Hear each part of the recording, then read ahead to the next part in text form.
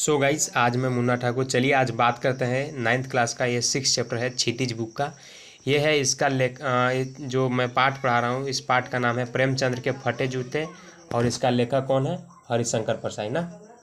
हाँ, तो अब इसको बात करेंगे। इसमें ज़्यादा इम्पोर्टेंट ये सब नहीं रहता है। ये जो लिखा हुआ है ना कि हरिशंकर परसाई के बारे में, सब उतना इम्पोर्टेंट नहीं रहता, लेकिन थोड़ा सा अगर जान लेंगे तो और अच्छा है। तो अब इसको बारे में हम लोग जानेंगे, ठीक। कि हरिशंकर परसाई जी का जो है जन्म हुआ था 1922 में। कहाँ पे हुआ था? तो मध्य प्रदेश के होशंगाबाद जिले में, ठीक है। मध्य प्रदेश के कहाँ पे हुआ था? होशंगाबाद जिला है मध्य प्रदेश। मध्य प्रदेश जो है राज्य है, ठीक ना। इसका राजधानी लखनऊ है, ठीक है। तो यहाँ पे वो जिला पड़ता है होशंगाबाद, यहाँ पे इनका जन्म हुआ था। अब ये जो है जमानी गांव में हुआ था। ये तो जिला हुआ, और जिला के कौन सा गांव? जैसे हम लोग को पड़ता, हाँ, जैसे हम लोग के मान लो हम लोग का राज्य है झारखंड, ठीक। तो झारखंड के हम लोग रहते हैं पलामू जिला में, और जिला के कौन सा गांव है? लिदकी हम लोग का गांव है। तो उसी प्रकार से जो हरिशंकर परसाई हैं, तो इनका जो जिला था होशंगाबाद जिला था, और गांव कौन सा था? जमानी गांव। इन नहीं हो याद रहेगा तो कोई दिक्कत नहीं है, लेकिन ऐसा ही थोड़ा सा पढ़ लो। अगला है कि नागपुर विश्वविद्यालय से जो है ये जो है एमए करने के बाद जो है कुछ दिनों तक अध्यापन किया। मतलब ये नागपुर में क्या किया? एमए करने के बाद कुछ दिन तक अध्यापन किया, मतलब पढ़ा है। सन 1947 में जो है स्वतंत्र लेखन करने लगे। फिर ये अपने से मतलब अच्छा लिखने उखने भी लगे। जबलपुर से जो है सुविधा नामक पत्रिका निकाली। ये जो थे एगो पत्रिका अपना लिख करके निकाले। सुविधा नामक वो पत्रिका का नाम था, जिसकी हिंदी में संसार में काफ़ी सराहना है। उसको मतलब हिंदी में उसको ज़्यादा वैल्यू दिया कि ये जो है लिखे हुए हैं हरिशंकर परसाई, मतलब कुछ अच्छा बात होगा इसी चलते उसको ज़्यादा मतलब वैल्यू दिया, ठीक है।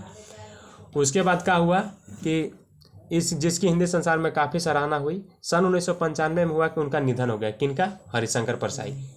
याद हम लोग जैसे बात कर रहे हैं उस टाइम तुमको याद हो जाना चाहिए। जैसे हम लोग पढ़ रहे हैं प्रेमचंद्र के फटे जूते, तो कभी कभी एक नंबरिए में पूछ देगा कि बताइए कि प्रेमचंद्र के जो फटे जूते उसका लेखक कौन है। तो हम लोग तो जान गए कौन है, हरिशंकर परसाई। तो ऐसा ही मतलब हम लोग को याद हो जाना चाहिए। तो उसके बाद है कि 1995 में इनका निधन हो गया हरिशंकर परसाई जी का। फिर है कि हिंदी व्यंग्य लेखकों में जो है उनका नाम जो है अग्रणीय है। हिंदी के अगर ये जो लिखते थे, कब ये जो लिखते थे कुछ भी लिखते थे, मतलब जैसे कहानी वहानी चाहे कुछ भी जानकारियाँ अपना जो लिखन करते थे, लिखन शैली, तो उसमें अधिकतर व्यंग मारता था। बात रहेगा कुछ और लेकिन कहेगा कुछ। जैसे मान लो कोई गरीब आदमी है तो कहे देखो ना साला कितना अमीर है, इस टाइप से बोलेगा, बोलता है कि नहीं। तो ये मतलब वैसा ही लेखक थे जैसे व्यंग मारने वाला लेखक थे, ठीक ना। तो इसमें है कि हिंदी के व्यंग्य लेखकों में जो है अग्रणीय मतलब सबसे बड़ा मतलब माने जाते हैं हरिशंकर परसाई जी। हरिशंकर परसाई जी के जो है कृतियों में हंसते हैं, रोते हैं, जिससे उनके दिन जो है फिर एक कहानी, ये सब जो बता रहे हैं ना, कहानी संग्रह का, फिर रानी नागफनी की कहानी, तट की खोज उपन्यास है ही, फिर तब की बात और थी, फिर भूत के पाँव पीछे, बेईमान की परत, पगडंडियों का जमाना, ये सब जो है, ये सब है नाम है उनका, मतलब ये सब लिखे हुए हैं, ठीक। चलो इतना ये सब खत्म। अब देखो ये सब पढ़ लेना अपने से, ठीक ना। अगला है कि भारतीय जीवन के पाखंड, भ्रष्टाचार, अंतर विरोधी, बेईमानी आदि पर जो है लिखे उनके व्यंग्य लेखों ने शोषण के विरुद्ध साहित्य की भूमिका का निर्वाह किया है। उनका व्यंग्य लेखन परिवर्तन चेतना पैदा करता है। कोरे हास्य से अलग यह व्यंग्य आदर्श पक्ष के अपनी उपस्थिति दर्ज कराता है। सामाजिक, राजनीतिक, धार्मिक पाखंड पर जो है लिखे उनके व्यंग्यों ने व्यंग्य साहित्य मानकों का निर्माण किया है। परसाई जी बोलचाल की सामान्य भाषा का प्रयोग करते हैं, किंतु संरचना में अनूठेपन के कारण उनकी भाषा में मारक क्षमता बहुत बढ़ जाती है। इसमें मोटा मोटी बात वही था कि जो व्यंग मार कर लिखते हैं, ठीक ना। रहेगा कुछ और, अब बात ऐसा बोलेंगे लगेगा कि क्या बोल रहे हैं, उसमें कुछ और ही आता है, ठीक ना। अब देखो मेन पॉइंट ही रहता है इस चैप्टर के, जो अगर तुम उतना नहीं पढ़ा ना कोई दिक्कत नहीं, वो पढ़ो चाहे नहीं पढ़ो, इसे थोड़ा जानकारी के लिए था। ये जो है अगर इसको तुम पढ़ता है ना तो तुमको मतलब पता चलेगा इस चैप्टर में क्या बताया जाए, कैसे है, ठीक ना। देखो प्रेमचंद्र के फटे जूते, ये जो चैप्टर है उसका अथी नाम है, ठीक ना, पाठ के नाम है। तो प्रेमचंद के जो फटे जूते शीर्षक है, निबंध है, ठीक ना। निबंध में परसाई जी ने जो है, मतलब परसाई जी मतलब हरिशंकर परसाई जो लेखक है, वो क्या किया है कि यहाँ देखो क्या किया है कि प्रेमचंद्र के व्यक्तित्व की सादगी के साथ एक रचनाकार की अंतर्भेदी सामाजिक दृष्टि को विवेचन करते हुए आज की दिखावे प्रवृत्ति को अवसारदीता का व्यंग किया। मतलब कह रहे हैं कि जो प्रेमचंद्र एगो लेखक है, जैसे हरिशंकर परसाई लेखक है, वैसे एक बाबू लेखक है। तो वो लेखक के बारे में बताए हैं कि मतलब वो कहा है ना कि जैसे देखा हुआ नहीं करता है, जैसे नहीं बताए थे आगे, तो उसमें जैसे वो अपना व्यक्ति के बारे में बताया कि वो व्यक्ति कैसा है, उसके बारे में क्या है, पूरा डायरेक्ट, कोई कॉपी नहीं। जैसे कोई अच्छा देखने के लिए कुछ पहन लेता है, उसका कुछ कॉपी नहीं, डायरेक्ट जो बात है उसी बात को जो इसमें बताया गया इस वीडियो में। तो चलो स्टार्ट करते हैं। अब ज़्यादा समय को न वेस्ट करते हुए अब हम लोग चैप्टर की ओर जाएंगे। तो अब चैप्टर का नाम है प्रेमचंद के फटे जूते। अब यहाँ से स्टार्ट हो रहा है, ठीक है। प्रेमचंद का जो है एक चित्र मेरे सामने है। किसके सामने? जो हरिशंकर परसाई है, जो लेखक है, वो अब कह रहा है कि हमारे सामने जो है वो प्रेमचंद का फोटो है।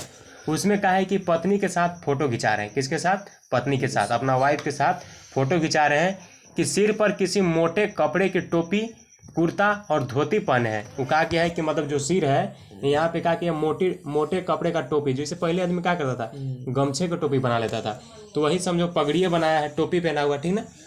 फिर कहा क्या है कि कुर्ता है, धोती पहने हुए, टोपी ऊपर हो गया कपार पर, ठीक है, कुर्ता हो गया। फिर कहा है धोती पहने हुए हैं, कनपट्टी चिपका हुआ है, कनपट्टिया जो है कनवा वाला बगल वाला, वो चिपका हुआ है। और गालों की जो हड्डी है वो का है, हड्डी आई है, मतलब हड्डी जो है बाहर दिख रहा है। जैसे नहीं रहता कोई गाल उसका मोटा तो जाता है, फूलल दिखता है, और जो चपटा रहेगा उसे देखे रहा है, चपटा नहीं रहता है, तो उसका मतलब दिख रहा है। ये बता रहे हैं कौन? जो हरिशंकर परसाई जो लेखक है वो बता रहा है फोटो में, ठीक है।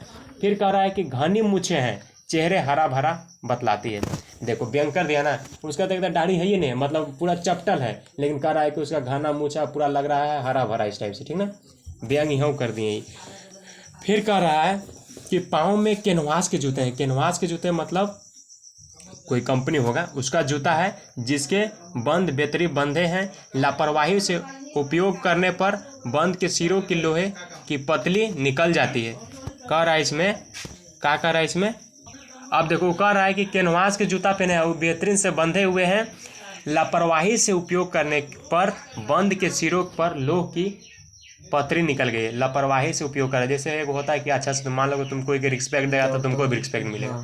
मान लो तू कपड़ा लिया, कपड़ा के अगर तुम अच्छा से रखेगा तो बहुत दिन तक टिकेगा। अब मान लो तू जूते ले लिया, मार रहा है लाते लात फुटबॉल तरी, तो टिकेगा नहीं ना। तो वही काम किए होंगे कि लापरवाही से जो है इसका उपयोग करने पर बंद के सिरों पर जो है लोहे की पतरी निकल जाती है और छेदों में बंद डालने में परेशानियां होती है। वो जो निकला हुआ जो परत उसमें छेदों में छेद है, उसमें डालने पर क्या होता है, परेशानियां होती है। तब बंद कैसे भी कस लिए जाते हैं, और बंद जो है उसको कैसे भी ऐसे उसे बांध के मतलब उसको कस लिया जाता है, जो बांधने वाला था उसको। निकल गया। हाँ। फिर कह रहा है कि दाहिने पाँव का जूता ठीक है। एगो बायां पाँव जान ही रहा होगा, दाहिना पाँव जान ही रहा है, तो जो दायां है मतलब जो खैका हाथ वाला है, उधर वाला, हाँ उधर वाला का है कि उसका जो जूता है वो का है ठीक है। क्या कर रहा है? दाहिने पाँव का जूता ठीक है, मगर बाएं पाँव का जो जूता है उसमें क्या है, छेद हो गया है, जिसमें जो है अंगुली बाहर निकल जाता है। अब छेद हो गया तो बात है, निकलेगा ही बाहर। हाँ, तो वैसे उसको बाहर निकल गया है। अगला है कि मेरे दृष्टि से जूते पर अटक आ गई है। मेरा दृष्टि से देख रहा है कि जूते में कुछ दिक्कत आ गया, अटक आ गई है। सोचता हूँ कि फ़ोटो खिंचवाने की अगर यह पोशाक है पहनने की कैसी होगी। कह रहा अगर फोटो खिंचवा रहे, जब जूता फटल पहन के अगर तू खिंचवा रहा है, समझो जब तुमको ज़िंदगी भर रखना है फोटो, सालों भर रखना है, 2 साल तक रखना है, कोई के दिखाने के लिए लीजिए मेरा बेटा है फोटो देख लीजिए, शादी ब्याह करने टाइम ऐसे कोई कहेगा ना, तो उसका जूता का फाटल है, फोटो घर ऐसा रख रहा है, तो सोचो ऐसे हाँ जनरल लाइफ में कैसा रखेगा, वो तो समझ ही सकता है। तो यही कह रहे हैं लेखक जो है हरिशंकर परसाई, कह रहे हैं कि जब फोटो खिंचवा के जब इसका जूता ऐसा है तो सोचो आओ घर कैसा रहता होगा, ठीक ना। उसके बाद कह रहा है, क्या कह रहा है, नहीं इस आदमी की अलग अलग पोशाकें नहीं होगी। कह रहा है कि जब ऐसा तो कहता है इसका जो है पोशाक अलग अलग नहीं होगा, यही पोशाक होगा। अब डायरेक्ट इसको मन किया फोटो वोटो खिंचवाने के लिए तो डायरेक्ट ही फोटो खिंचवाने चला गया। इसमें पोशाक बदलने का गुण नहीं है, इसको में जो है कोई वैसा गुण नहीं है कि पोशाक हम बदल लेंगे इस टाइप से, इसमें कोई वैसा गुण नहीं है। यह जैसा है वैसा ही फोटो में खींच जाता है, ये जैसा है वैसा ही, कोई एक एडिट उडिट नहीं। जैसे अभी देखेगा मोबाइल में रहेगा करिया काबर, अब एडिट करके इतना गोर कर लगेगा वाह कितना गोर है, ठीक ना। तो इसमें कोई दिखावा नहीं है, जे जैसा है वैसा ही फोटो खिंचवाते हैं। कौन? प्रेमचंद। कौन बता रहे हैं? हरिशंकर परसाई, ठीक ना। चलो, कह रहा है कि मैं चेहरे की तरफ देखता हूँ। अब फोटोया में देख रहा है कौन? हरिशंकर परसाई। कह रहे हैं कि मैं चेहरे की तरफ देखता हूँ, क्या तुम्हें मालूम है कि मेरे साहित्यिक पुरखे की तुम्हारा जूता फट गया है। कह रहा है कि मैं तुम्हारे चेहरे की तरफ देखता हूँ, क्या तुमको मालूम है कि जो मेरे साहित्यिक पुरखे मतलब पुराने साहित्य मतलब जो पहले लिखा करते थे प्रेमचंद, उनके बारे में बता रहा है कि मतलब देखता हूँ तो तुम्हारे पुरखे तुम्हारा जूता फट गया है और उंगली जो है बाहर दिख रही है, मतलब हम आपको देखते हैं तो आपको क्या हुआ है कि मतलब जो जूता फट गया उसमें से जो है कि पैर का जो उंगली है बाहर निकल गया है। क्या तुम्हें इसका जरा भी एहसास नहीं है? क्या तुमको थोड़ा सा भी दुख उख नहीं है कि अरे यार कोई देखेगा तो क्या कहेगा, इस टाइप से कोई तुमको दुख नहीं है? जरा लज्जा, संकोच या झेप नहीं है तुमको? थोड़ा सा भी लाज नहीं है कि मान लो अगर फोटो खिंचवाए हैं आए वाला समय में जो है, तो इसमें कह रहा है कि मतलब तुमको कोई लाज उज नहीं है, कोई संकोच नहीं है, कोई झेप नहीं है? क्या तुम इतना भी नहीं जानते कि धोती को थोड़ा नीचे खींच लेने से जो है उंगली ढक जाती है? यहाँ इंपॉर्टेंट बात है। कह रहा अगर तुम इतना अगर दिमागो लगा देता, अगर तुम इतना लेखक था, बढ़िया लिखने वाला था, अगर तुम सोच लेता मान लो हमारे जूते फट गया, ठीक है कोई बात नहीं, तुम थोड़ा सा धोतिया के नीचे कर लेता, तो नीचे कर लेता तो गोलवा से दबा भी जाता, मतलब चिपा जाता, ढक जाता, तो ऐसा भी तो तुम कर सकता था। लेकिन नहीं, अपना मतलब दिखाने के लिए कि हम गरीब हैं, देख लो हमको ऐसा, जैसा है हम वैसा ही तुम देखो, ये तुम दिखाने के लिए सोच रहे हो। ये ऐसा कह रहा है कौन? हरिशंकर प्रसाद, जो बता रहे हैं लेखक को, ठीक है। अगला कह रहा है कि मगर फिर भी तुम्हारे चेहरे पर बड़ी बेपरवाही, बड़ा विश्वास है। कह रहा तुम्हारा चेहरा पर जो है बहुत बेपरवाही है और बड़ा विश्वास भी है तुम्हारा चेहरा पर। फोटोग्राफर ने जब कहा होगा कि रेडी प्लीज कहा होगा, तब परंपरा के अनुसार तुमने मुस्कान लगाने की कोशिश की होगी। कह रहा है कि बात सही है, तुम जब भी कहीं फोटो खिंचवाता है तो कहता थोड़ा सा स्माइल कीजिएगा, उसके बाद हम फोटो खींच दे रहे हैं। तो ऐसा कहा होगा कि थोड़ा स्माइल कीजिए, फोटो हम खींच दे रहे हैं। तो उसके बाद कहा होगा तो तुम क्या किया होगा, से बता रहा है कि दर्द के गहरे कुएं के तल में कहीं पड़ी मुस्कान को धीरे से खींचकर ऊपर निकाल रहे होंगे कि बीच में क्लिक करके फोटोग्राफर ने कहा होगा थैंक यू। कह रहा है तुम पूरा एकदम गहरा सोच रहा, अब चलो हंस देते हैं। अब जैसे ही हंसने के लिए सोचा वैसी फोटो खींच दिया, जाओ। ऐसा किया होगा तो विचित्र है, ये अधूरी मुस्कान है, तुम्हारा क्लियर मुस्कान है। तुम पूरा हंस देता अच्छा से, अब फोटो खिंचा तो उसके बाद कहते थैंक यू, चलिए अच्छा है, अब फोटो हम आपका निकाल देते हैं। लेकिन तुम जैसे ही हंसला खोजा और वैसे फोटो निकाला और तुरंत कहा ठीक है जाइए, तब देखो उसके बाद फिर थैंक यू कह दिया होगा। विचित्र है, यह अधूरी मुस्कान है, यह मुस्कान नहीं उसमें उपहास है, यह मुस्कान नहीं है उसमें उपहास है, कुछ व्यंग है, कुछ तो बात है कि तुम पूरा नहीं हंसा, इसलिए बता रहे, ठीक है। अगला है कि यह कैसा आदमी है जो खुद को फटे जूते पहनकर फोटो खिंचवाने का कर रहा है। यह कैसा आदमी है कि खुद को पहन करके फोटो खिंचा रहा है पर किसी पर हंस भी रहा है। कह रहा है कि कैसा आदमी है, कौन? प्रेमचंद, जो फोटो खिंचवा रहा है वो कैसा आदमी है कि जो है खुद जो है फटे हुए जूता पहना हुआ है, फोटो खिंचा रहा है पर किसी पर हंस भी रहा है। समझा कि नहीं बात? के कह रहा है कि खुद तो फटा हुआ जूता पहन ले है, अब फोटो खिंचा हंसी हो रहा है। हाँ, फिर अगला है कि फोटो ही खिंचवाना था तो ठीक जूते पहन लेते या न खिंचाते। कह रहा अगर इतना कहाँ जरूरी था यार, अगर तुमको अगर फोटो ये खिंचवाना था तो थोड़ा सा बढ़िया जूता मांग लेता कोई से कहता है भाई थोड़ा सा हमको जूता दे दो, हमको फोटो खिंचवाना है, अच्छा लगता है, सब दिन के लिए रहता है। लेकिन न तो नहीं खिंचवाता, काला फटा जूता पहन के फोटो खिंचवाया है, ऐसा कर रहा है। फोटो न खिंचाने से क्या बिगड़ता? अगर तुम फोटो नहीं खिंचाता तो क्या बिगड़ जाता?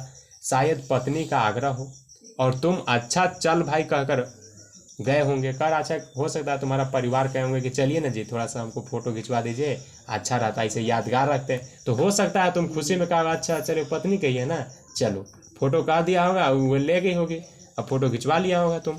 तो यही बात है, कह रहा है, ठीक ना। मगर यह कितनी बड़ी ट्रेजेडी है कि आदमी के पास फोटो खिंचाने का भी जूता ना हो। कह रहा है कि बहुत बड़ा ट्रेजेडी है आदमी के, बहुत बड़ा दुख की बात है कि फोटो खिंचवाने के लिए भी सोचो जूता नहीं है तुम्हारे पास, ठीक ना। मैं तुम्हारी यह फोटो देखते देखते तुम्हारे कलेश को अपने भीतर महसूस कर रहा हूँ, जैसे रो पड़ना चाहता हूँ। तुम्हारा जो फोटो देख रहे हैं कि वो कितना गरीब है यार, इतना अच्छा लेखक है, उसमें भी देखो इसके पास फटा जूता है, हमको तो फोटो देख के रोवाई आ जा रहा है। ये कह रहा है कौन? हरिशंकर प्रसाद, जो लिखे हैं वो, ठीक ना। फोटो देख रहा है उसको रोवाई आ जा रहा है कि ओह इतना इतना आदमी बड़ा बड़ा होके अब फोटो ऐसा खिंचवाया है। इससे तो अच्छा गरीबे आदमी रहता है, लेकिन भयानक भयानक पहनेगा, सिंपले पहनेगा, 50 से 60 रुपये के पहने, लेकिन देगा तो उसके पास फटल और टूटल नहीं रहेगा, ठीक ना। ये कह रहा था।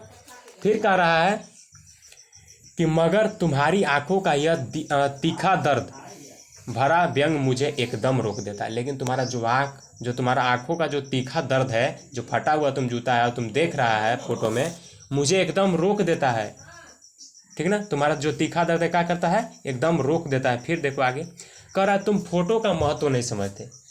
अगर तुम फोटो का अगर महत्व समझता तो अच्छा ना पहन के जाता है यार जूता, लेकिन तुम फोटो का महत्व नहीं, तुम सोचा है चलो ऐसी फोटो खिंचवा लेते हो गया। लेकिन अगर तुम फोटो के महत्व समझता तो तुम पूरा अच्छा वीआईपी जूता पहनता। अगर तुम्हारे पास जूता भी नहीं रहता तो तुम आस पास से मांग लेता कि हमको जूता दे दीजिए, हमको फोटो खिंचवाना है, फिर आकर के 5 मिनट बाद दे देंगे। लेकिन नहीं, तुम जो है फोटो का महत्व नहीं समझते हो। किसी से फोटो खिंचवाने के लिए जूते मांग लेते हैं, कोई कोई जो है फोटो खिंचवाने के लिए जूता मांग लेता है कि हमको जूता दीजिए, थोड़ा सा फोटो खिंचवाना है, उसके बाद दे देंगे। लोग तो मांग के कोट से बर दिखाई कर लेते। कल लोग क्या कहते हैं कि शादी ब्याह में उनके पास कोट नहीं रहता है तो कहता है थोड़ा सा दीजिए ना, हमको दिखाई है, दे दीजिए, हमको दिखाई कराने के बाद दे देंगे कोट खींच फाच के, इस टाइप से, ठीक ना। तो आप तो क्या फोटो के महत्व नहीं समझ रहे हैं, जैसा मन तैसा आप फोटो खिंचवा ले रहे हैं फाटल जूता से। और मांगे कि मोटर से बारात निकालता है। सोचो, मांग के मोटर रहता है उसको से आदमी बारात निकाल लेता है, फोटो खिंचवाने के लिए तो बीबी तक मांग ली जाती है। देखो कह रहा है कि आदमी फोटो खिंचवाने के जो है दूसरा का जो बीबी होता है उसको भी मांग लेता है। तुमसे जूते मांगे नहीं बने, तुम कितना मूर्ख है यार, जब तुमको से जूता नहीं मांगल बन रहा है, जब सब कोई शादी ब्याह में अपना गाड़ी घोड़ा कोट तोट सब मांग ले रहा है, यहाँ तक दूसरा के बीबी को मांग रहा है कि दीजिए थोड़ा सा फोटो खिंचवाना है, तो तुम कहाँ है यार। तुमको तो फोटो खिंचवाने के जूता बढ़िया ले लेना चाहिए, चाहे कोई से मांग लेता। फिर उसके बाद कह रहा है तुम फोटो का महत्व नहीं जानते। लोग तो इत्र चुपोड़कर फोटो खिंचाते हैं जिससे फोटो की खुशबू आ जाए। अब देखो कह रहा है, लोग क्या कहता रहा है कि फोटो में भले सेंट आए चाहे नहीं, लेकिन पहले ही सेंट टेंट पूरा मार लेगा कि आपकी जब फोटो निकलेगा तो हमको सेंट आएगा। सेंट थोड़ी आएगा, सेंट तो वहीं रह गया तो ऐसा आदमी करता है। लेकिन फिर कह रहा है जिसमें फोटो की खुशबू आ जाए, गंदे से गंदे आदमी की फोटो की खुशबू देती है। कह रहा है जो अगर तुम अच्छा सा अगर स्माइल करके अगर तुम फोटो खिंचवाता है पूरा फ्रेश में होके, तो तुम्हारा जो गंदा व्यक्ति भी है ना उसका भी फोटो भयानक अच्छा आता है, ठीक ना। अगला है टोपी 8 आने में मिल जाती है। टोपी तो 8वां आना में मिल जाता पहले ज़माना में, अभी तो नहीं मिलेगा 8 आना में। 8 आना में चॉकलेटो बंद हो गया, 8 चलिए नहीं रहा है, ठीक ना। जो फिर कह रहा है टोपी तो 8 आने में मिल जाती, और जूते उस जमाने में जो है 5 रुपये से कम में क्या मिलते होंगे। कह रहा है टोपी तुम्हारा 8 आने में मिल जाता है, लेकिन जूता जो है तुम्हारा 5 रुपये से कम में थोड़ी मिल रहा होगा, लेकिन 5 रुपये में मिल जाता है, ठीक ना। जूता हमेशा टोपी से कीमती होती है। जूता जो है हमेशा टोपी से, यहाँ से क्वेश्चन पूछता है एग्जाम में, कभी कभी पूछता है कि जूता जो है हमेशा टोपी से कम क्या होता है, कीमती होता है, ठीक ना। लेकिन उसको जो है नीचे ही पहना जाता है, टोपी को ऊपर ही पहना जाता है, ठीक ना। देखना आगे इसके बाद आएगा इसके पॉइंट। कह रहा अब तो जूते की कीमत और बढ़ गई है और एक जूते पर 2500 टोपियाँ निछावर है। देखना ये वाला क्वेश्चन पूछेगा। कह रहा है कि जो टोपी, मान लो तुम अगर तुम 500 के जूता लिया, अगर तुम वही टोपी लेगा तो ढेर टोपी आ जाएगी नहीं 500 में। तो कह रहा है कि एक जूता पर जो है 2500 टोपियाँ निछावर है, मतलब 2500 टोपियाँ तू खरीद सकता है। तुम भी जूते और टोपी के अनुपातिक मूल्य के मारे हो। तुम जो है जूता और टोपी के जो है अनुपातिक, मतलब उसका जो सेम बराबर है उसका भी मारे, उसका भी तुमको जानकारी नहीं है। यह बिंडौना मुझे इतनी तीव्रता से पहले कभी नहीं चुभी थी। ये जो तुम्हारा बात है ना, हमको पहले कभी नहीं चुभा था जितनी आज चुभ रही है। फिर कह रहा है जब मैं तुम्हारा फटा जूता देख रहा हूँ, तुम महान कथाकार, उपन्यास सम्राट, युग प्रवर्तक, जाने क्या क्या कहलाते थे, मगर फोटो में तुम्हारा जो है जूता फटा हुआ है। तुम इतना अच्छा आदमी था यार, मान लो तुम महान कथाकार था, बढ़िया कथा उथा लिखता था, उपन्यास भी लिखता था, वो युग पर्वत है, तो मतलब तुम वीआईपी आदमी था उस समय में। लेकिन सोचो तुम्हारे पास ही जो है जूता फटा हुआ है, तो आओ के आदमी पास हो, जो गरीब होगा उसके क्या हाल होगा, ये कह रहा है, ठीक ना। अगला है कि मेरा जूता भी कोई अच्छा नहीं है, यूँ ऊपर से अच्छा दिखता है, उंगली बाहर नहीं निकलती, पर अंगूठे के नीचे तल्ला फटा हुआ है। कह रहा है मेरा जूता तुम्हारे से भयानक है, ऊपरे जो है पूरा एकदम मस्त दिखने लगा कितना नया है, लेकिन नीचे जो है ना खत्म है, नीचे पैर पर चलता है, जूता का नीचे जो सोल होता है वही नहीं है। सोचो, लेकिन तुमको अच्छा लोग रहे ना, कोई नहीं ना हमको कहेगा नीचे फाटल है, लेकिन तुम्हारा देखो डायरेक्ट तुमको लोग अंगुली निकलल। सोचो ऐसा कह रहा है। फिर कह रहा है क्या कह रहा है, फिर घिसता है, मेरा जो उंगली है वो क्या होता है जमीन के नीचे घिसता है, पैनी जो है मतलब पैर वाला जो है वो मिट्टी पर कभी रगड़ खाकर लहू लहान हो गया, मेरा पैर नीचे चलता है। तुमको था है कि तुम फ्रेश है, मानते हैं तुम्हारा, लेकिन उंगली दिख रहा है, वैसे से को शो खराब हो जा रहा है। लेकिन मेरा जो है ना, मेरा शो नहीं खराब हो रहा है, नीचे खाली दर्द होता है। जब खोलते हैं जूता ना तो रात में हमको दिक्कत होता है कि अच्छा इन्हें गोड़ कट गया है, लेकिन तुम्हारा जो है शो खराब हो जा रहा है। फिर कह रहा है क्या कह रहा है, देखो पूरा पंजा छिल गया है नीचे। अब मान लो तो ऊपर भयानक दिखा रहा है, लेकिन नीचे से उसको खत्म कहानी है। जो लेखक है वो कह रहा है कि मेरा पूरा पंजा जो है, पैर वाला जो है वो पूरा छिल गया है, बाहर नहीं दिखेगी, बाहर नहीं दिख रहा है, अंदर से दर्द हो रहा है, कोई दिक्कत नहीं है, लेकिन तुम सेपरेट है, तुम सेपरेट, खाली तो अंगुलियाँ ना लोक रहा है, बाकी तुम क्या है, पूरा सेपरेट है। मेरी अंगुली ढकी है पर पंजा नीचे घिस रहा है। तुम पर्दे का महत्व नहीं जानते, हम पर्दे पर कुर्बान हो रहे हैं। तुम पर्दा के महत्व नहीं जानता, भरे अंदर से कुछ नहीं खाए, लेकिन ऊपर ब्रांड वाला कपड़ा पहनो, एकदम सुंदर, कह गए हाँ अमीर घर के। लेकिन तुम ऐसा करता है कि अंदर पूरा खाता है और ऊपर का फाटल फाटल टूटल पहनता है, ठीक ना। ये ना खा रहा है वही आराम से। हाँ तो यहाँ देखो व्यंग मारा कि नहीं, हाँ व्यंग मारा कि नहीं, कि मतलब तुम पूरा फाटल जूता पहना है लेकिन तुम्हारा पैर तो अच्छा है, सेफ था, खाली एक ही अंगुली निकला है। लेकिन हमार देखो, हमार का है कि जूता पूरा ऊपर ब्रांड है, लेकिन गोड़ पूरा छिला गया। हमें ज़्यादा पैसा लगेगा, लेकिन तोर में 20 रुपया लगेगा, सिवा लेगा तुम आगे वाला, ठीक ना। चलो अब ख़त्म हो जाए, ठीक ना, ज़्यादा नहीं है, चलो ख़त्म कर देते हैं इसको। उसके बाद क्या कर रहा है, कहाँ थे, पंचवा, हाँ, कह रहा है कि तुम फटा जूता बड़े ठाट से पहने हो। तुम जो फटा जूता कितना एकदम शौक से पहना, हम फटल जूता पहने, देखो हम बोस हैं, इस टाइप से। मैं ऐसा नहीं पहन सकता, हम ऐसा नहीं पहन सकते, हमको अच्छा नहीं लगेगा, हमको बोस नहीं बनना है, लेकिन हम ऊपरे ब्रांड वाला पहनेंगे, भले नीचे हमारे गोर छिला तो कोई दिक्कत नहीं है। फोटो तो जिंदगी भर इस तरह नहीं खिंचाऊँ, चाहे कोई जीवनी बिना फोटो के ही छाप दे। तुम्हारा जैसा मूर्ख नहीं है कि हम तुम ऐसे फाटल जूता पहन के फोटो खिंचवाएगा, भले हमारा कोई कुछ काम हो चाहे नहीं, विधे पेंशन नहीं मिलेगा तो नहीं मिले, लेकिन हम फाटल जूता नहीं पहनेंगे। कौन कर रहा है, लेखक। हाँ तुम मूर्ख है, तुम पहनो जैसे तुमको पहनना है तुम पहनो, लेकिन हम नहीं पहनेंगे, ठीक ना। कह रहा है कि चाहे कोई जीवनी का फोटो ही क्यों ना, चाहे कोई भी बात हो, चाहे बिना हमारे फोटो को कहे नहीं छप जाए, बिना फोटो के ही हमको स्वीकार है। लेकिन तुम्हारे जैसा है ना कि हम बिना फोटो खिंचवाएंगे, लेकिन फाटल जूता पहन के हम नहीं फोटो खिंचवाएंगे। मेरा कहना मी है, हरिशंकर परसाई कह रहे हैं, ठीक ना। तुम्हारी यह व्यंग मुस्कान जो है मेरे हौसले को पस्त कर देती है। क्या मतलब है इसका, कौन सी मुस्कान है यह, क्या होरी का गोदान हो गया है, क्या पूस की रात में नीलगाय हल्कू के खेत चर गई है, क्या सुजान भगत का लड़का मर गया है क्योंकि डॉक्टर क्लब छोड़ नहीं आ सकते। कह रहा है ये जो तुम्हारा मुस्कान है प्रेमचंद्र जी, ये काची हमको देता है, का हमको बताना चाह रहा है, क्या मतलब है इसका, आप बताइए। का होरी का गोदान हो गया है, फिर कह रहा है क्या पूस की रात का नीलगाय हल्कू का खेत चर गया है, हल्कू नाम होगा कोई का, क्या सुजान भगत का जो है लड़का मर गया है, क्यों मरा, क्योंकि डॉक्टर जो है क्लब छोड़कर नहीं आ सकते, मतलब अपना क्लिनिक से नहीं आओगे इसीलिए न मर गया होगा।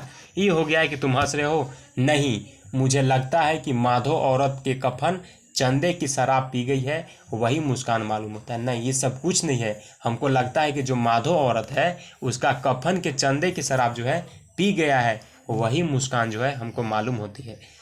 मैं तुम्हारा जूता फिर देखता हूँ, फिर से फोटो में देख रहा है, कहता है कैसे फट गया यह मेरी जनता के लेखक, क्या बहुत चिक्कर काटते थे। कह रहा है कि कैसे फट गया तुम्हारा जूता मेरी जनता के लेखक, यह क्या बहुत चक्कर काटते रहे हो। कह रहा है कैसे फट गया, कहीं चक्कर उकर काटता था कहाँ घूमने उमने में, इसी जगह नहीं तो फट गया। ये कह रहा है, ठीक ना। कह रहा है क्या बनिए के तगादे से बचने के लिए मील 2 मीटर चक्कर लगाया घर लौटते हुए। कह रहा है कि तुम बनिया होगा, हो सकता है तुम बनिया बुद्धि लगाया होगा कि नहीं 5 रुपया नहीं देंगे, हो सकता है 5 रुपया अगर हिट के जाएंगे तो हमको पैसा बच जाएगा, 5 रुपये सिंघोड़ा खा लेंगे, उहे चलते जो है तुम चक्कर काटता होगा, अपने से पैदल आता होगा, इसी चलते जो है तुम्हारा जूता जो है फट गया है। हम लोग के कहा है कि कहीं अगर जाना भी रहेगा, अगर 5-10 रुपया लगेगा तो हम लोग गाड़ी धर के चल जाएंगे, लेकिन तुम पूरा पैसा कंजूस होगा, मक्खी चूस होगा, इसी चलते जो तुम्हारा जूता फटा है तब ठीक है। कह रहा है चक्कर लगाने से जूता फटता नहीं है, जूता घिस जाता है। कह रहा है मतलब तुम मूर्ख हमको बना रहा है, जूता चले से जूता फटेगा, अब वो फटेगा तो वहाँ मतलब मेन अथी भी अंगुली निकले लगेगा, हाँ घिस जाएगा, मानते हैं। तू चलेगा तो नीचे वाला सोल खाएगा, लेकिन तुम्हारा जूता फट किसे गया। कुमदास का जूता भी फतेहपुर सिकरी जाने से घिस गया था। कह रहा है एक एग्जाम्पल यह है कि कुमदास जो था वो जूता से पहन के जा रहा था फतेहपुर, ठीक ना, तो वहाँ पे जाते समय इसका जूता क्या होता घिस जाता। अगर देखा जाता सही में जूता चाहे चप्पल अगर तू चलेगा तो क्या होगा, घिसेगा ही, तो फट किसे जा रहा है यार आगे। उसने कहा आवत जात पन्हैया घिस गई बिसर गयो हरि नाम। कह रहा है कि आते जाते जो है पन्हैया घिस गया है, मतलब पहने वाला चीज घिस गया है, बिसर गयो हरि नाम। हरि नाम का जो नाम लेते लेते हरि नाम करते करते जाता है, वो सब हरि नाम का नाम लेते लेते भूल गया है। और क्या कर रहा है कि जो आवत जात मतलब आते जाते समय क्या हुआ, जो पन्हैया घिस गया, मतलब जो पहना था वो क्या हो गया, घिस गया है। बिसर गए हरिनाम, हरिनाम का जो इतना दूर था कि नाम लेते लेते हरिनाम का भी जो है नाम भूल गया है।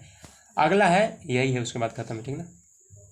कह रहा है और ऐसे बुलाकर देने वालों के लिए कहा था, और ऐसे का है बुलाकर देने वाले को कहा था कि जिनके देखे दुख उपजत है तिनको करबे पैरे सलाम। कह रहा है कि और ऐसे बुलाकर देने वालों के लिए जो कहा था कि जिनके देख दुखत है, मतलब जिनको देखता है दुख, तिनको करबो पैरे सलाम। जिनको देख के का है, जिनको देख दुख उपजत है, मतलब जिनको देख करके जो है दुख उपजता है, तिनको करबो पैरे सलाम, उनको जो है सलाम करेंगे, ठीक ना, उनको पैर को सलाम करेंगे। कह रहा है कि चलने से जूता घिसता है फटता नहीं है, तुम्हारा जूता कैसे फट गया। चलने से ये सही बात है कि चलेंगे तो जूते नहीं घिसेगा, फटेगा कैसे। मुझे लगता है कि तुम किसी सख्त चीज़ को जो है ठोकर मारते रहे हो, कोई चीज़ जो परत परत पर सदियों से जम गई हो उसे शायद तुमने ठोकर मार मार कर अपना जूता फाड़ लिया है। कोई टीला जो रास्ते से पर खड़ा हो गया था उस पर तुमने अपना जूता आजमाया। हो सकता है जूता तो फटेगा नहीं यार, तुम चल रहा है तो तुम्हारा जूता कैसे अति हो जाएगा, फट जाएगा, चलने से घिसेगा। हो सकता है तुम काबिल दिखा रहा होगा कि देखो हम पूरा डॉन है ऐसे तरीके, और तुम क्या करता होगा कि उस पर ठोकर मारता होगा कि देख लो हम मतलब इसको, जैसे कभी कभी होता है कि हम लोग स्कूल जाते हैं, ठीक ना, स्कूल से जाकर अगर एक ढेला मिल गया तो उसको मरते मरते लेके आ जाएंगे घरे, वैसे तुम करता होगा। बड़ा तुमको चट्टान मिला होगा, सोचा होगा मरते मरते ले जाएंगे घरे, इसी चलते तुम्हारा जूता फटा है, ठीक ना। धीरे धीरे फट जाएगा। हाँ, अगला कह रहा है तुम उसे बचाकर उसे बगल से भी तो निकल सकता था। हाँ, तब बगल से निकल जाता तो डॉन थोड़ी कहा था। अगर मान लो हम साइड से अगर निकल जाएंगे तो नहीं ना हमको कोई बॉस कहेगा। तो तुम दिखाने के लिए जो है जूता से एकदम मरते मरते क्या किया होगा, घरे ला लिया होगा, इसी चलते जो है तुम्हारा जूता फट गया होगा। कह रहा है टीलों से समझौता भी तो हो जाता है, सभी नदियाँ पहाड़ थोड़े ही ना फोड़ती है। कह रहा है कि टीला से भी जो समझौता हो जाता है। अब कहेगा कि सब नदियाँ थोड़ी ना पहाड़ तोड़े लगेगा, कोई कोई ऐसा दिमाग लगाता है कि साइड से रास्ता बना के निकल जाता है, लेकिन तुम नहीं, तुम एकदम जिद्दी होगा। तुम देखा होगा कि इसको ले जाना है घरे, उसी चक्कर में मार के अपना जूता फाड़ दिया होगा। रास्ता बदल कर घूमकर भी तो चली जाती, रास्ता बदल के घूम के भी तो तुम चल जाता, लेकिन नहीं, तुम समझौता नहीं सके, तुम जो है समझौता नहीं किया, तुम मारते मारते उसको लाया होगा, इसे चलते तुम्हारा जूता फट गया। क्या तुम्हारी भी वही कमजोरी थी जो हीरो ले डूबी, वही नेम धर्म वाली कमजोरी। तुम्हारा वही कमजोरी था जो होरी को जो है ले डूबी, वही नेम धर्म वाली कमजोरी। होरी जो उसका नाम होगा, वो ले डूबी नेम धर्म वाली कमजोरी। नेम धर्म उसकी भी जंजीर थी, मगर तुम जिस तरह मुस्कुरा रहे हो उसे लगता है कि शायद नेम धर्म तुम्हारा बंधन नहीं, तुम्हारा मुक्ति है। कह रहा है जिस प्रकार से तुम फोटो में मुस्कुरा रहे हो कोई बंधन नहीं है, तुम्हारा कोई मुक्ति है, कोई तुम्हारा आज़ादी है। तुम्हारी यह पाँव की अंगुली मुझे संकेत करती सी लगती है कि जिसे तुम घृणित समझते हो उसकी तरफ हाथ नहीं पाँव की ओर इशारा करते हो। इम्पोर्टेंट बात है ये। कह रहा है कि तुमको हमको देखते हैं तुम्हारा फोटो में तो ऐसा लगता है कि तुम्हारा जो पैर बताता है कि तुम अगर जिससे नफरत करता होगा तुम उसको पैर दिखा रहा है, पैर का अंगुली से इशारा कर रहा है, ठीक ना। कह रहा है क्या तुम उसकी तरफ इशारा कर रहे हो जिसे ठोकर मारते मारते तुमने जूता फाड़ लिया है। तुम जूता फाड़ लिया है तो मतलब घृणा कर रहा होगा, नफरत कर रहा होगा कि तुम अपना पैर का अंगुली दिखा रहा है। मैं समझता हूँ कि तुम्हारी अंगुली का इशारा भी समझता हूँ, और यह व्यंग मुस्कान। लेखक कर हरिशंकर परसाई कि मैं समझता हूँ तुम्हारा अंगुली का जो इशारा है वो भी समझता हूँ, और तुम्हारा जो व्यंग मुस्कान तुम मुस्का रहा है ना देख देख के, मैं उसको भी समझता हूँ। तुम मुझ पर या हम सभी पर हंस रहे हो, उन पर जो अंगुलियाँ छिपाए हैं और तलुआ घिसाए चल रहे हैं उन पर, और जो टीले बराकर बाजू से निकल रहे हैं। तुम कह रहे हो कि मैंने तो ठोकर मार मार कर जूता फाड़ लिया है, अंगुली बाहर निकाल आई पर पाँव बच रहा है। मैं चलता रहा मगर तुम अंगुली ढाकने की चिंता में तलुए का नाश कर रहे हो। कह रहा है कि तुम जो है ना तुम हंस रहा है किसको पर, जो कहा क्या जिसका तलुआ घस गया है चलते चलते, फिर कहा हुआ जो टीला से बरका कर मतलब जो बच करके निकल गया उसको पर तुम हंस रहा है। फिर जैसे वो कह रहा है कि अंगुली बाहर निकल आई पर पाँव बच रहा है, मैं चलता रहा मगर तुम अंगुली को ढकने की चिंता में तलुए का नाश कर दिया। कहा कि देखो मैं चलते रहा लेकिन मेरा पैर ठीक है, बस खाली अंगुली भी फटल है, लेकिन तुम लोग बचने के चक्कर में क्या किया, ये अपना पैर को लहू लहान कर दिया, नीचे घिसते घिसते ख़त्म कर दिया। अभी ख़त्म हो गया चैप्टर, ठीक है। मैं समझता हूँ कि मैं तुम्हारे फटे जूते की बात समझता हूँ, मैं समझता हूँ, और तुम्हारा जो फटा जूता है उसका बात भी समझता हूँ। उंगली का इशारा समझता हूँ, तुम्हारी व्यंग्य मुस्कान समझता हूँ। तुम्हारा जो उंगली का इशारा है उसको भी समझता हूँ, तुम क्या कहना चाह रहा है, और तुम्हारा जो व्यंग्य मुस्कान है ना फोटो में उसको भी समझता हूँ। तो आज का चैप्टर यहीं ख़त्म हो गया। अगला बार जो है इसका क्वेश्चन आंसर कर लेंगे। अगर वीडियो पसंद आया हुआ तो लाइक कीजिएगा, चैनल पर नए होंगे तो सब्सक्राइब करके ऑल नोटिफिकेशन क्लिक कीजिए। अगर कहीं भी अगर आपको दिक्कत होता है तो डायरेक्ट कमेंट कीजिए, पूछिए, मैं कमेंट का आपका इंतजार करूँगा। और चैनल पर नए होंगे तो जरूर से जरूर सब्सक्राइब कर लीजिएगा। अगर कहीं भी आपको दिक्कत होता है कमेंट करके पूछिए कि हमको इस चैप्टर का अगर चाहिए वीडियो, तो मैं आपका वीडियो के लिए इंतजार करूँगा। तो चलिए मिलते हैं नेक्स्ट वीडियो में। Thank you so much.